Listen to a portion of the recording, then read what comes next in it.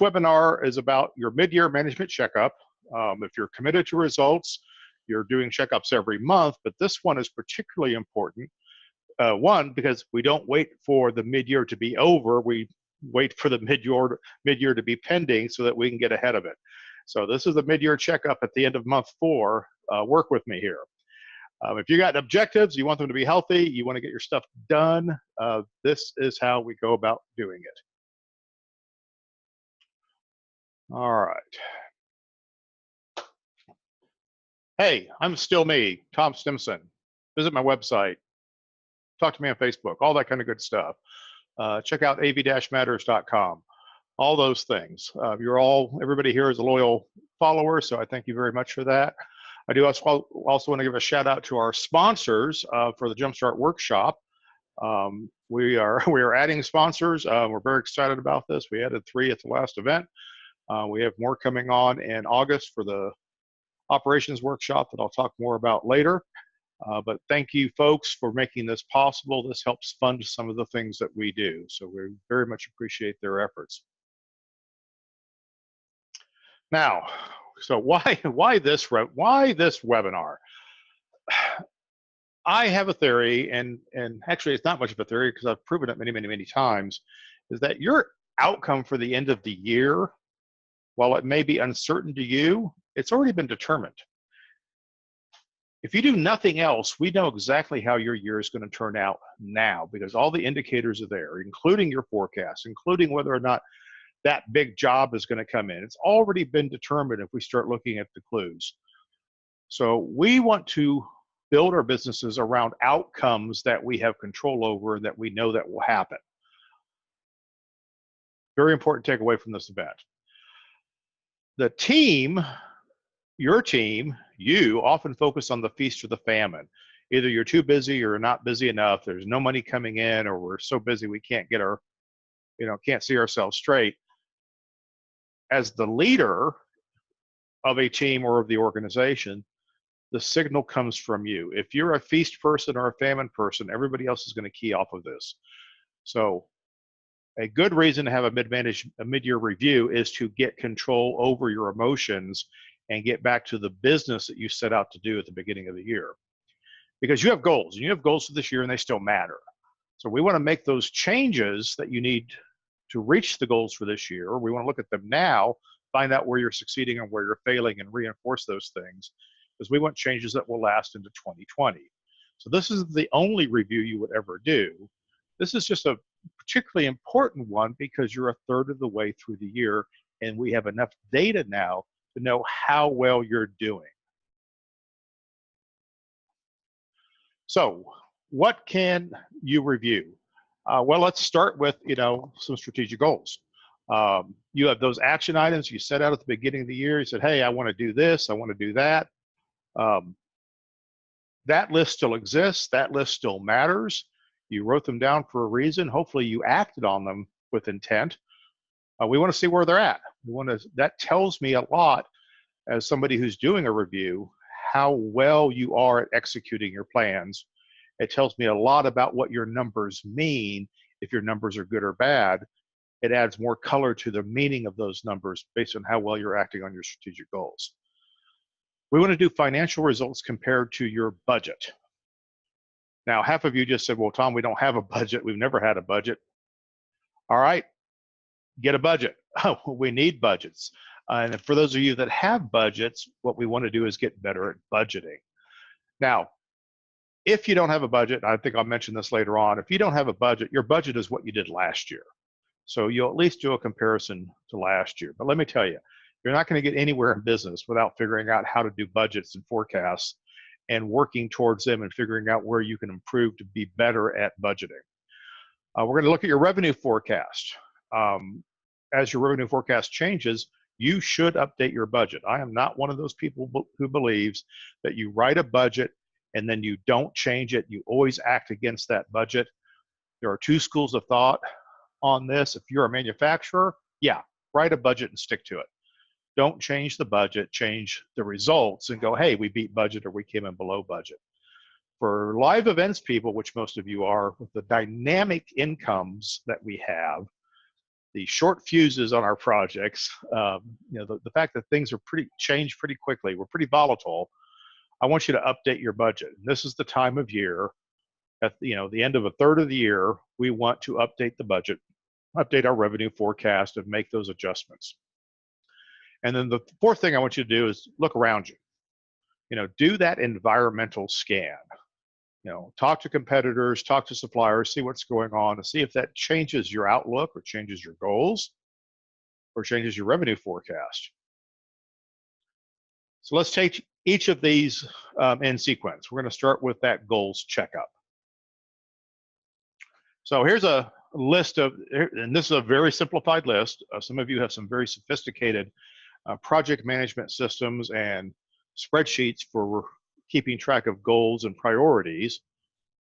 But all you need is something very simple like this. This can be on a whiteboard, it can be on a Google Sheet, no matter how you share it, but it needs to be visible. It needs where people can get to it and talk about it. It needs to be part of your regular monthly meetings, management meetings, and updates. So we need a goal. We need to call the goal something succinct. There can be more information behind that, but we need to know what the goal is. We need to know who owns the goal. In other words, who's responsible for achieving the outcome, which is not the same as somebody's responsible for doing all the work related to it. They're just the owner of the goal. What the target deadline is for completion, and then an update on progress. How far have we gotten at that point? So, here we are in May, and this fictitious company on our screen right now. Yes, this is fictitious. This is none of you. Our Bob, who owns the adding 10 strategic accounts goal, has a deadline of December 31st, and here we are a third of the way through the year, and he's added one new account. Now, this would be a really good time to do a gut check on whether or not that goal is reasonable, whether Bob's the right person to drive this project through. Is this the result that we were expecting? So is it a good goal? Then we need to change the activity or change the owner of the activity to make sure that we're getting the results. But right now, these results would be very unacceptable.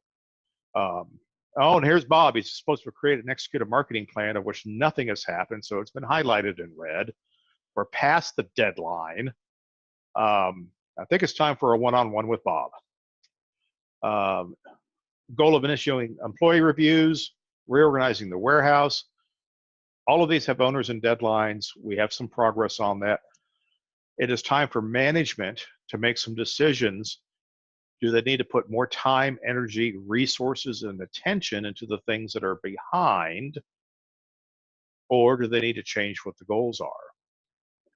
I like to start the meeting with these things, strategic goals, because it gets a big discussion going. If we start talking about any meeting that starts with numbers will end with numbers. So never start with the numbers. Start with some something a little bit loftier to get people's brains working and get them engaged to understand what's at stake for the rest of the meeting. Now, we have to create action items on all these strategic goals. If there's no progress, what are the next steps? List them out. If something is complete, can I add a new goal? Can I add something on there? Can I advance an idea that we've tabled because we thought we were too busy? And then again, of course, we might need to change an owner or change the deadlines. Most goals fail, in my experience, because the owner failed to delegate some of the responsibility. They failed to outsource, which means they probably didn't have enough resources in their budget to get the project done, or they failed to prioritize. Now, not delegating and not outsourcing often looks like failing to prioritize, but sometimes those things are taken away from us and they don't have the resources that they need to do what they're supposed to do. So is this owner delegating? Are they outsourcing? Are they prioritizing? Have we given them the right tools? That's the right discussion to be having at this point.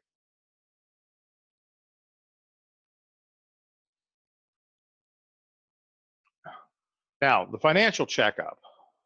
Oh, goodness, we're going to have to look at numbers. The first thing I do on the financial checkup is I do a quick 80,000-foot view of trends. I think we talked about this at the end of last year when we were doing the end of the year review. We want to look at trends. Look, 3 to 5 years back. Look at your total sales, your cost of goods sold, your expenses. and see how they are tracking. So on this particular company, we could have added a 2019 year to date, or we could have done this in 3 or 4 trailing 12 months periods that ended in April 2019. And we would see that their sales, while it has been up and down, is trending upwards. Their gross profit, which has been up and down, is actually flat. And their income, which has been trending down, is also up and down, but is really trending down. So we've lost control over the delicate numbers that yield income, and that's good to know as we walk into this meeting and we talk about overall performance. I am sure at the beginning of this year, this company's goal was to flatten out, if not improve, the income, the net income of the organization, which would have forced them to improve their gross profit. As we look across here, we can see that their expenses, they had a big spiky year, but they also made money in that year, so they had some growth. My guess is that if you look at the total SG&A line, they added a lot of overhead in 2016 to handle the volume increase they had in 2015 and 2016. And then in 2017, when the revenue flattened out, they did reduce their SG&A a little bit, but not fast enough.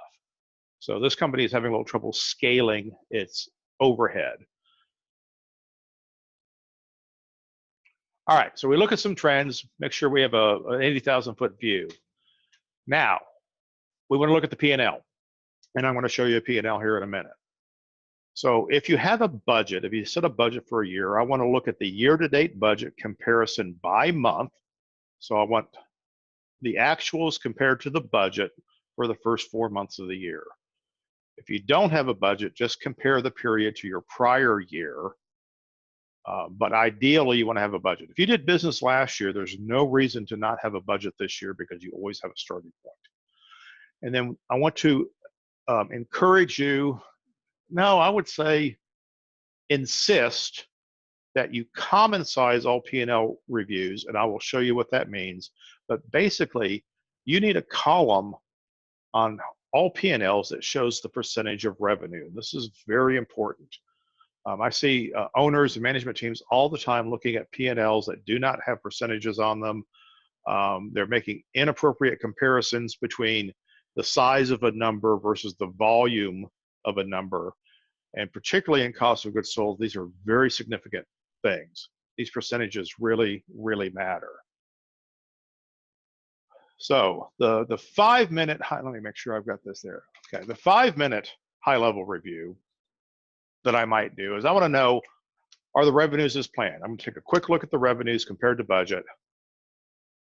I need to know which revenues are more valuable. We'll talk a little bit about this when we look at the P&L. I want to know if the cost of goods sold are as planned. In other words, if we expected to run 40% gross profit, am I getting that? If we expected different types of revenue to yield different types of gross profit, are we yielding that? And then the expenses. So I'm going to look at the 3 high levels. Is my revenue good? Are my costs good? Are my expenses good? In other words, are we exercising restraint and not having a spike in overhead that company had in 2015 and 2016, which they failed to live up to in 2017, and now they're losing money. We all know that we can survive a peak period, and many of you can do a lot more business with the same level of overhead. It may be painful, but unless you expect your business to be permanently high, our goal is to try and avoid adding overhead expenses that we can't support if business drops back down again. Again, that's the whole concept of being scalable. So there's the quick review. We can do that right here at the beginning of the financial review. If I'm presenting the finances, I would probably report that our revenues are going as planned, our cost of goods sold are running a little bit high, but we understand why. We'll talk about that in the detail. And our expenses are high, but we did add a new director of sales because they were available and we hired them 6 months earlier than planned. Other than that, everything is doing as normal. I might give that kind of high-level report. Now, let's look at an actual P&L. And I know this is small and detailed on your screen, And I'll zoom in a little bit here. Heck, because I can't even see it. All right, so I want to do a quick look at the income line. So as I look at a P&L, I rarely look at a month. In our industry in particular, months are very unimportant. A month does not make or break a year. It doesn't even reflect what happened in that month for most of us. We have so many timing issues. We have months that have 3 payrolls instead of 2 payrolls. We have bills that came in for last month's shows that show up in this month's when we don't have any revenue. There's all sorts of things that happen. So if we can look at 4 months, we start to see a blend. We start to see things kind of smooth out, because nobody has a 4-month dead period in their year. Or if they do, you've got another problem. We need to talk about that. So I'll do a quick scan over here on the right and say, okay, where are we on income? So the budget year to date for this company was $512,000. They're about 10% under. So they're running a little bit behind on their year to date revenue. So that's a great place for me to start to look at this and see what's going on. This column here, D, F, all these are the common size columns. What this column says, as most of you know, forgive me if you already know this, is that on show labor is 12% of the total sales of $212,000 for that month. So everything is common sized to work against, to compare to the total sales. Now, this is very handy for people like me who look at these things all the time, and I want to do a quick assessment of how well are you doing, because I know that every one of these has a different value. The value of labor revenue is different than the value of rental revenue, which is different than the value of expense revenue or resale revenue. All these revenues have different values. And obviously the most valuable thing you have is the rental revenues. So when I start saying things like, okay, I've got all of my labor adding up to about 30% of revenue, and the rental is 60% of revenue. For me, if this is an event company, if they're doing shows, that's a little bit out of whack. That ratio is not good. The labor number is low compared to the rental number, you know, where it's 2-to-1 rental to labor, and I want it closer to 50-50. You know, so if I'm an event company, but if I'm a rental company, this is actually a pretty healthy number. If I'm doing a lot of small rentals, that might be a good ratio. Now, I will run back over here to the far right-hand side to see how we're doing year to date. And let's see, on the average, we're running, only about 25% on labor and 62% on equipment. Okay, that might be concerning. And what was our budget? Well, our budget was about 22% on labor and 65% on equipment. What's going on there? Well, we've got some other stuff going on, some other revenue we didn't expect that might be clouding up the issue. But the whole point is that we ask the question, why? So there's a jump in a number right there. That might be affecting overall performance. So again, I'm looking at high level stuff. I'm not really concerned about the individual monthly budgets, but we'll also start to see a pattern here. Okay, so if my total sales was 200,000, if I scroll down here, we'll start to look at what my cost of goods sold is. So my cost of goods sold was 59%, 60% on 212,000, but on a month with 77,000, it was 58%, and a month with 79,000, it was 52%. Okay, is this telling me anything? And here I have another month where it is 57%. So I'm a little concerned, 43%. So there's some volatility in the cost of goods sold, but that's often easily explainable. So then we go back and ask why. We ask the question why. So if I'm seeing some variance, the appropriate question in this meeting is to say, why? Why are we seeing this different? What's going on here?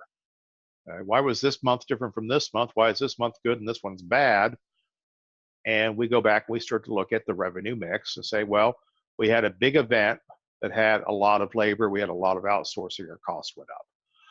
Well, that makes sense, except that I go down here and I look at that busy month of January and say I only spent 16% of revenue on direct labor and 8.5% on outside directs. There's 25% total. And over here on a slow month, I spent 26.5%. Huh. Now, what does that tell me? Well, if I'm seeing this trend, and look, I spent 40% or 37% on this month, I might have some problems in my labor pricing. Look, here's a $93,000 month. I only spent 27%, which is a lot less than this month. I have way too much direct labor for a company this size. So now I'm starting to see some trends and say, hey, maybe we have too much in-house labor, and that's affecting our ability to be profitable. I should be more profitable than this in, as a percentage. In slow months, I shouldn't have to spend this much on direct labor. And really, my outside labor should never drop down to nothing. That does tell me I have too much labor. We look at the same sort of thing. We look at sub-rentals the same way. If my sub-rentals drop below 2%, I start to get very suspicious of that I might have too much inventory. So again, I'm looking at all these things, trying to answer the question, why are some months better than others? Do we have good answers? Are we getting the results that we actually wanted? So running back down to gross profit, my budget was 65% gross profit. My year to date, I'm at 45%. All right, that's a huge swing. That is a huge swing on gross profit. That's 30% off. Right now, I'm stopping my management meeting and say, guys, we have to get to the bottom of this. So we need to ask some much harder questions about what's going on. Sure, we have some issues in labor, but where else do we have issues? Where else are our numbers off? So this line down here on our total cost of goods sold, they're generally too high. Where are we making mistakes? How can we find out more about this? Sorry. So now I just want to get everything on the screen here and see what's really going on. So cost of goods sold were really high in January. So when we have big months, our costs go up. What's the number that went up? Subservices went up. We outsourced something. Let's make sure that we made a profit on what we outsourced. So here's a big outlier number. Let's go back and look at that, make sure we made the right choice there. This month, February, slow month, but my goodness, we ran really high on cost of goods sold. What is it? Well, we had some product for resale. Oh, we had a big box sale. That throws my numbers off. I don't make a lot of money on box sales. So my revenue, my gross profit as a percentage of revenue is going to be lower because I added all this revenue at a low margin. That's a good explanation. So maybe that month's not as bad as it actually looks. And then I start looking at the next month and do the same thing. Well, hey, we hit the numbers in March. We actually did pretty good in March. Oh, we didn't hit the number in April. Again, where did the problem come? So right now, what's jumping out on the page here is labor. This company needs to look at labor and figure out what's going on with this labor's numbers. Its inside labor number is, the direct labor number budget is correct. We're only running 10% over on direct labor. That's not horrible, but we're not getting the revenue that supports that direct labor. So if we had $512,000 worth of revenue and $109,000 of direct labor cost, then we would be much closer to the budgeted percentage number. So again, I'm looking at the labor of this company saying, we have a problem here. We're spending too much on labor. We need to be outsourcing more. Our ratio of full-time to part-time employees is out of whack. We have some revenue recognition things, that we have things for resale that are costed separately, which throws our numbers off. We just need to be aware of that. Good. And then I go down to SG&A and look at that and say, hey, I'm pretty flat here. So we're actually doing a really good job of controlling expenses below the line. Cost of goods sold is what we call above the line. It's above the gross profit line. Expenses are SG&A, selling, general, and administrative expenses is what we call below the line. So we look at it there. So I'm seeing pretty good, solid control over below the line. My volatility is in cost of goods sold, and the fact that my sales numbers are down, and I have a budget for $500,000 of sales, and I only had $460,000 of sales. That's affecting my profitability. All right, so there's a quick overview of the P&L to budget. Now, that's about as much detail as I need to go to in this meeting, because we should have action items that come out of here. So we reviewed how well we budgeted our cost of goods sold. Actually, our budgeting is not very good. Okay, we have too much of a variance. We should be within 1% of the gross profit percentage for a normal month. So if we took out an outlier like a product sale, our numbers should line up pretty darn well. If not, then we're not very good at budgeting, or we're not very good at cost control. For instance, if we had budgeted a 50% gross profit, we should get between 49 and 51% gross profit. Well, we looked at our SG&A. We should be within 2% of planned spending for the year. This company right now is within 1%. They're doing great. Now, what I need to do is adjust the budget for the remainder of the year.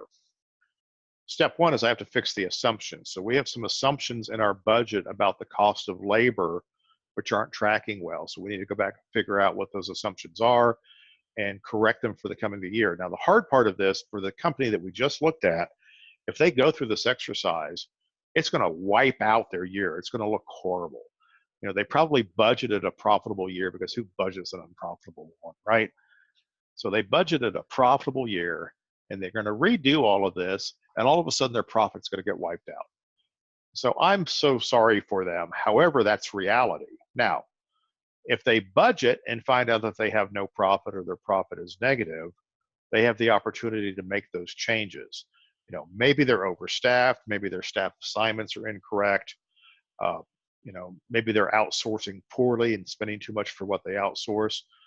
It may be a combination of all of those things that they have to act on. So let's adjust the budget, and let's also create the action items that we need to do better at controlling the budget. Maybe we need more management review of purchasing decisions that are made, so that we know how to adjust it.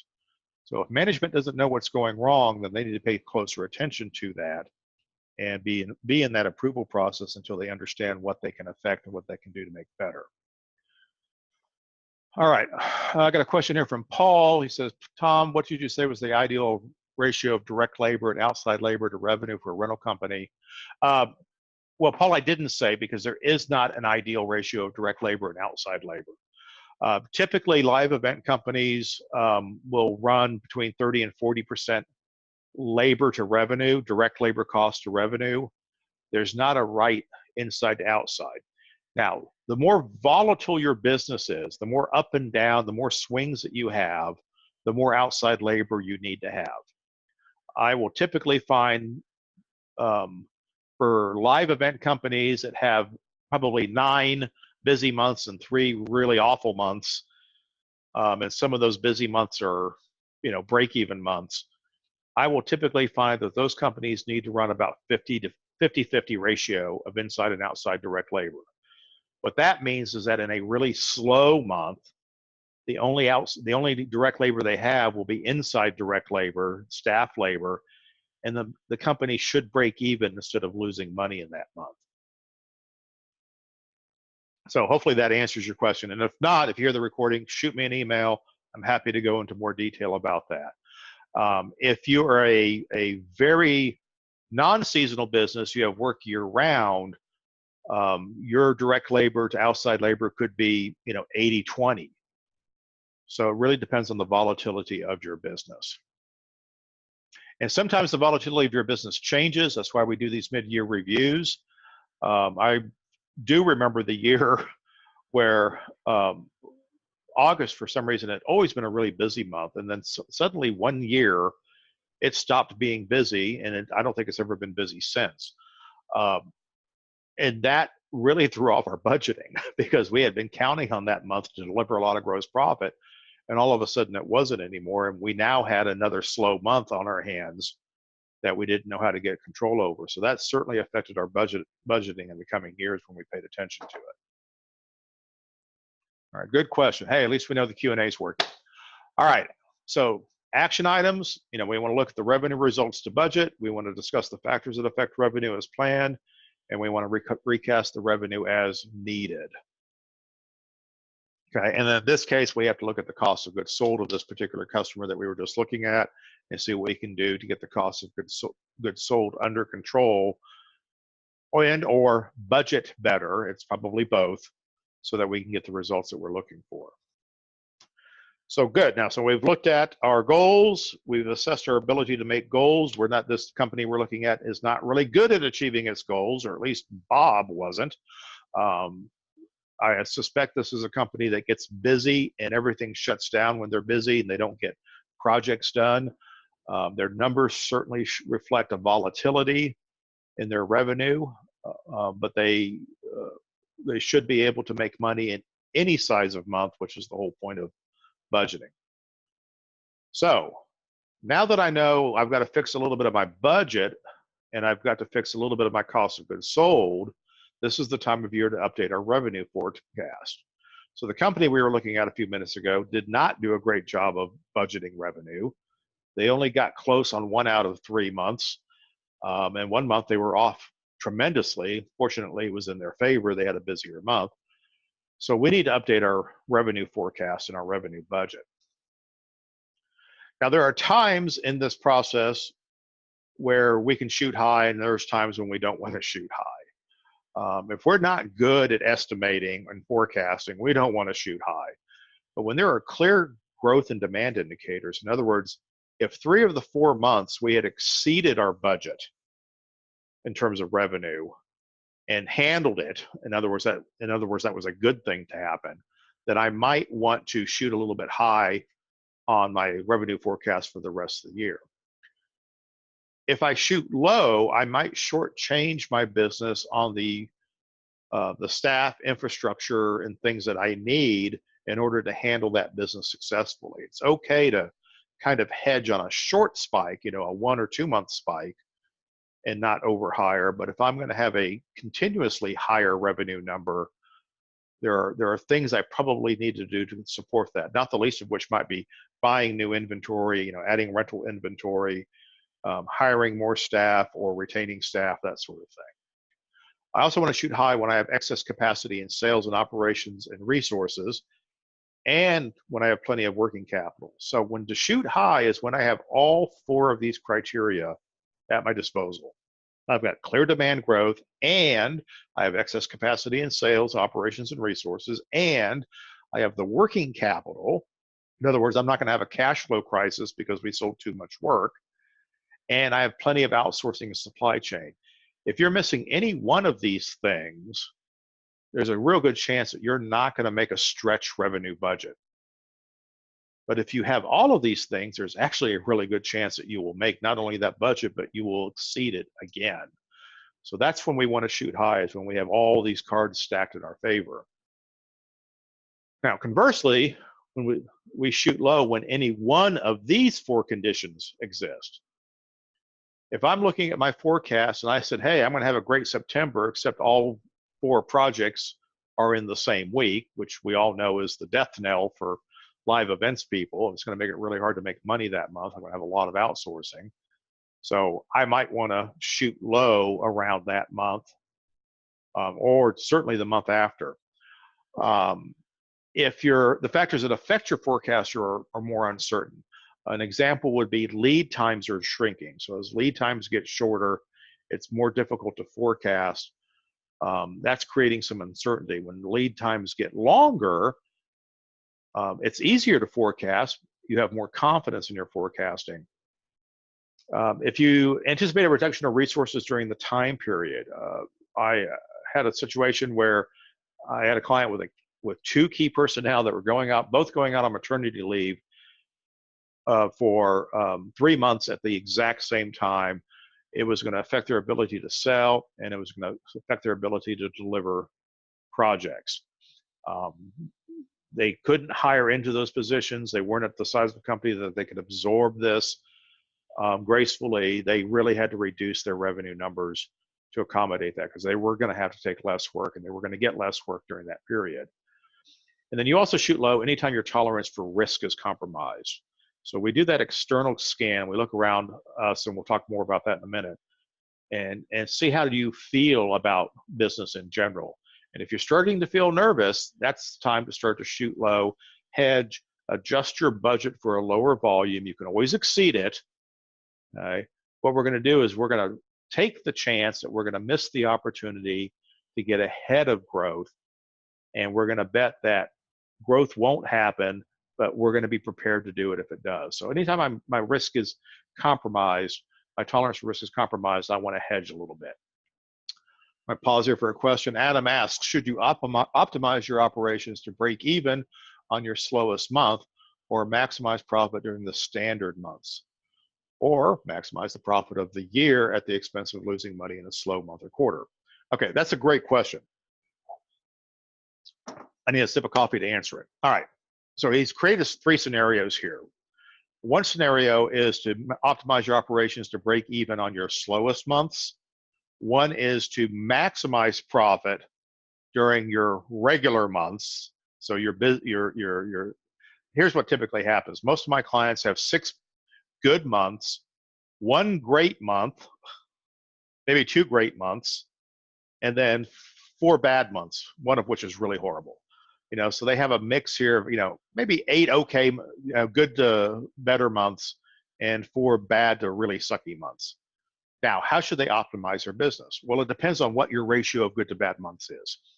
So if you only have 1 bad month a year, then you're much better off optimizing Adam's second choice here, which is to maximize profit during a standard month, because standard month is normal for you.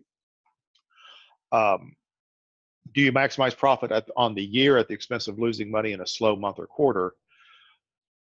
That's the same thing. So basically, I take it back, Adam. You have 2 choices here: optimize your break even on your slowest month, or maximize profit on the standard months.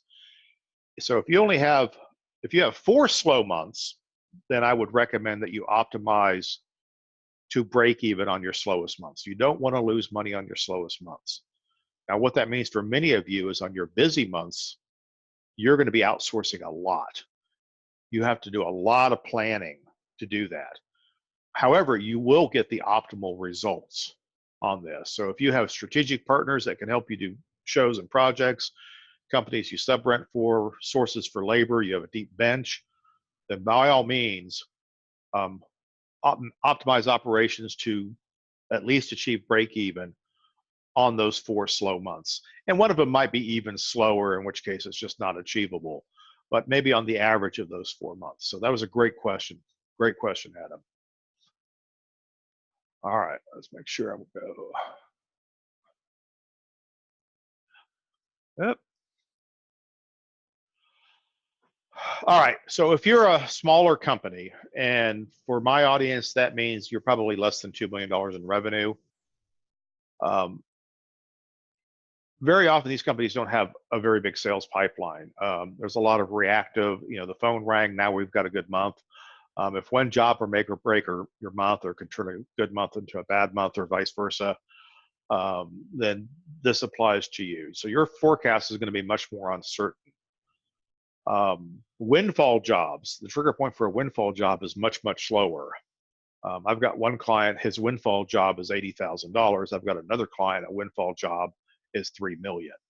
So it really depends on the size of your organization and how busy you get. So a short-term success is less likely to change your trajectory.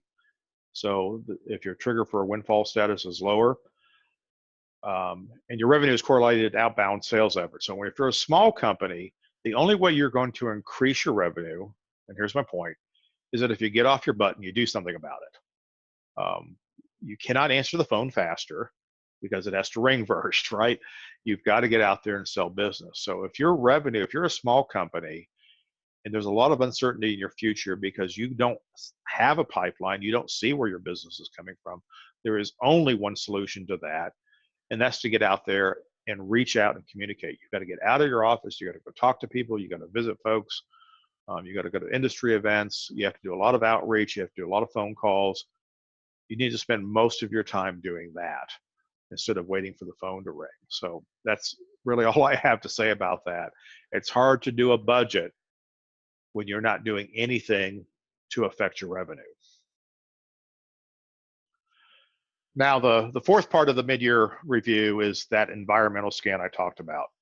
A lot of us don't really do this, but here's how I approach this, and I recommend that you do this. You may do it informally, but put a little methodology to it, and you will get some much better results. I start with my supply chain. I talk to my subcontractors. I talk to my freelancers. I talk to my equipment suppliers. I say, how busy are you? How far out are you getting booked? I had a half a dozen freelancers that I relied upon as bellwethers, and if they were getting booked 3 and 4, 6, or 9 months out, that told me something about what was going on in the industry. There's other freelancers that data means absolutely nothing, but these guys that are movers and shakers, and for some of them, some of my guys, they may be getting booked 2 years out, which is not necessarily useful information because a lot can change in 2 years. But check with those subcontractors. If my key suppliers for things like projectors or camera chains or wireless microphones are scrambling to find me product 3 and 4 weeks out, that tells me something about what's going on in the industry. They're busy. That means my competitors are busy. My colleagues are busy. I should be busy. Am I busy? Do I need to do something about it? I also look at costs. We're in an up economy right now. We've had a up economy for a couple of years now. Prices are high, so things are still going up. I'm starting to see emails from folks about the cost of freelancers, the cost of hiring new employees. Less than 4% unemployment on the average across the country. That's affecting the price that you're going to have to hire a new employee at. So I start looking at all these things and see what's going on. That tells me a little bit about what demand is like in the industry. I talk to my competitors. Now, part of this is the landscape. I go look at venues. I see what's going on in venues. I go to convention centers and see, anytime I was out of town, I would go visit the convention center to see how many events were booked in, how busy the convention center was, how large the convention was, what the vibe of it is, and how many different AV companies I could find inside of the meeting rooms. That's a great indicator of what's going on. I have venues that I talk to, venue managers I keep in touch with. I would talk to them, find out how far in advance they're getting booked. Are they going to be busy in August? When I started seeing volatility in August, I started talking to the venue people saying, yeah, our August just fell out. We don't have anything booked in August in the future, next year or the year after. So that's a big indicator that something has changed.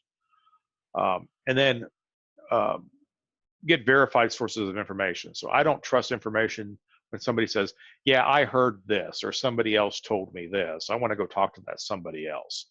So I'm interested in what this venue can tell me about the business that's coming into that venue, not what they heard about another venue.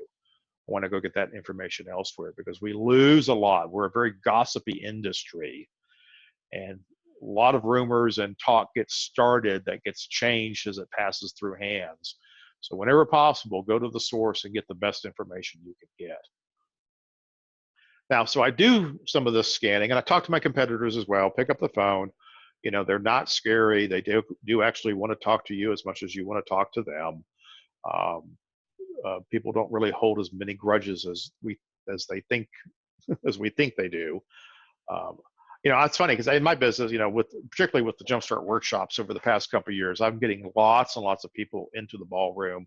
We're getting 30 and 40 companies, many of whom are direct competitors. I had 3 competitors take an Uber together to the last event from the airport because they all came in on the same flight from the same city. Talk to these people. It's amazing how much better, how much healthier your business can become if you start engaging with folks that you think are your competitors. It's get outside your bubble, as I always say. So now your action items. You've done this environmental scan. You need to reconcile the disparities you're seeing between that scan and what's actually going on with you. So if the industry is doing great and you're not, guess what? The problem's with you. So we need to know where we focus the energy. If the industry is doing poorly or doing great, it might be an indication that something's going to happen. It just hasn't happened to you yet. Or it could be that you're doing something wonderful, in which case you need to verify that as well. Sometimes we learn that we have advantages that we can leverage. And doing the environmental scan will let us know what those are. Maybe you're considered the best at what you do, and that's why you're doing well right now. When demand for you is high, it's the time to push your margins up. That's the time to dig in on pricing, to be a little bit less negotiable. And if your demand is low, then you might want to be more negotiable. You might have a broader range of pricing, discounting, however it is that you get to your bottom line number. So take all the information you're gathering and put it to some good use. Now, if you're falling behind, I'm sorry, sometimes you have to just put some extra effort somewhere. Where are you going to put that effort? Where is it going to make a difference for you? And then when it's all done, update your goals. Take a look at those goals that you had at the beginning of the webinar, at the beginning of the year, and say, hey, are these the right goals? Do I need to change what those things are? Another question I ask myself, and as a consultant coming in and looking at your organizations, I look at the team. And does the team have their finger on the pulse of the industry? Do they know what's going on? Are they a source of useful information, or are they the source of idle or blind conjecture about what's going on? Are they in or outside the bubble? I hear a lot of stories. I hear stories all the time. And I have to call BS on them because I talk to enough people to know what's really going on out there in the world. So I challenge my employees and my team to get out there and look at what's going on, talk to other people, go to industry events, go to the open houses that your suppliers have, and meet their peers, meet their competitors, and have frank conversation about what's going on. They will learn stuff. I watch people at my workshops all the time learn things from each other that are absolutely priceless and valuable lessons that they're sharing with each other. And then one last question I want to ask is, has my tolerance for risk been affected by my environmental scan? So do I need to change? Do I need to go back and relook at my forecasts, my revenue forecasts, and affect that in a way? Do I need to hedge somewhere else? Or by feeling very optimistic, do I need to go ahead and make that hire that person a little bit earlier than I had planned? So just to summarize, verify what you know about budgeting and then get better at it. The more you budget, the better you get at it, the less volatility you'll have in these reviews, the more you can focus on nuance rather than broad strokes. You will learn that the only real variables you have are your total revenue and your revenue mix, that everything else tracks. When you're good at budgeting, when you change the revenue, your budget will reflect a change in cost of goods sold, and you can model whether or not your business is scalable. Perfect example. If you're a $12 million a year company, which means that you theoretically average $1 million a month, to Adam's question, so you might have some $2 million months and you might have some $500,000 months. Okay.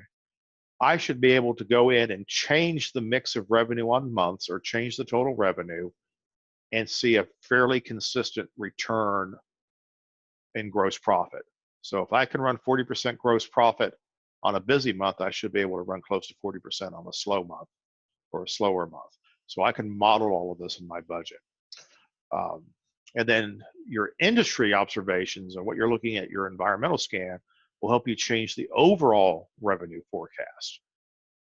And whenever you change your forecast, it changes your cost of goods sold. It's reflected on your P&L. We'll test it when we look at your budget and see how well you're performing to budget.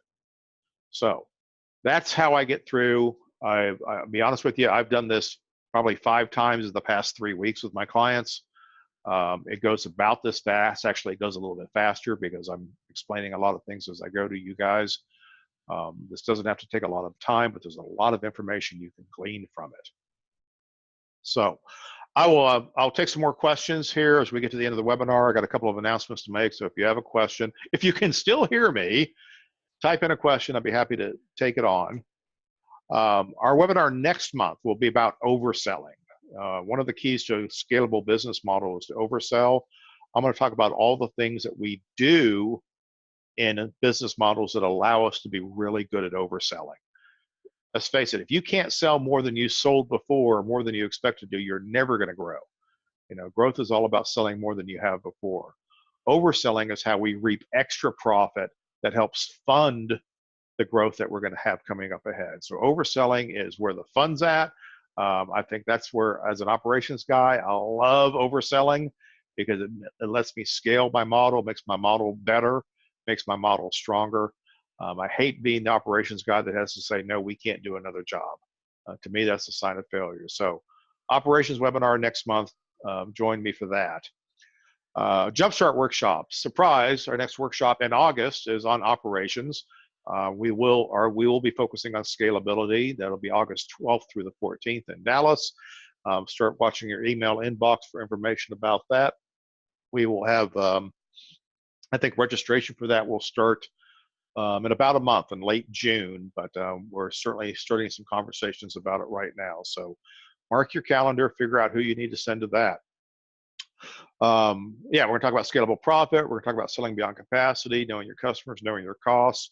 And for any of you there at the management workshop last year, we're going to talk about operational models for beta 1.0, 2.0, and 3.0 companies so that you understand how your operation will scale as your company grows and progresses. Now, be sure you're on the mailing list. You probably are because, well, you're attending here today. Get a phone conversations, guys. I love them. Schedule a call. You got a question about anything, happy to give you some time. There's a link on my website to schedule a call.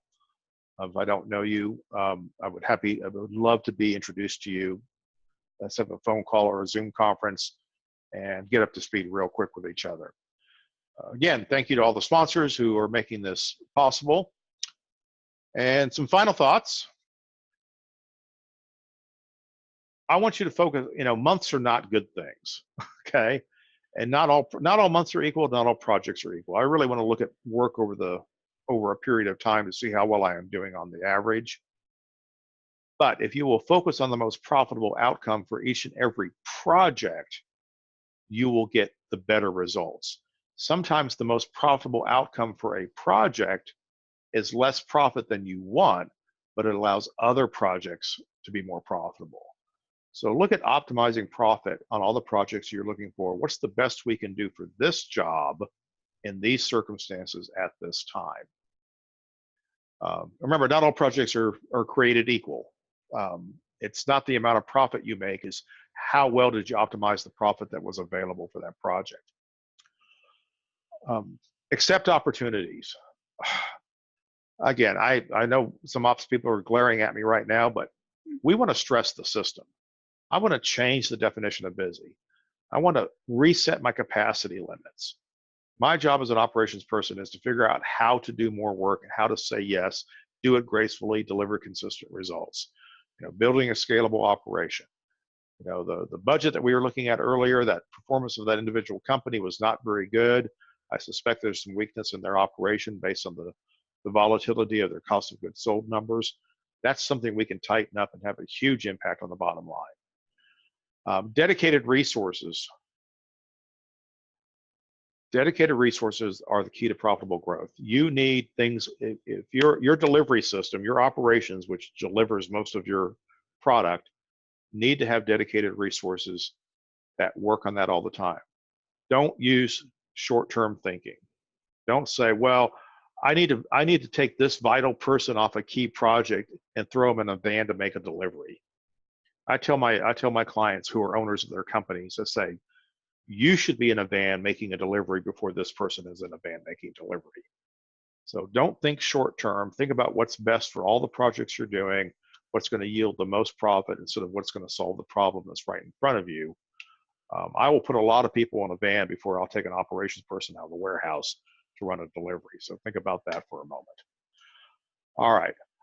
We are about out of time. I don't see any more questions, but it could be very well that nobody can actually hear me anymore on the internet. So feel free to shoot me a question anytime that you want. I'd be happy to take it. Thank you very much for participating and staying with me through the bad audio on this call. Hopefully on the recording, it'll be much better. Again, you will receive the recording in your email tomorrow. You'll get a link to the landing page so you can view this again and hopefully hear all the parts that you missed. So thanks again for participating. I appreciate you guys very, very much. I'm happy to be able to do this for you, and I hope you get something out of it. All right, cheers. Talk to you soon. Bye.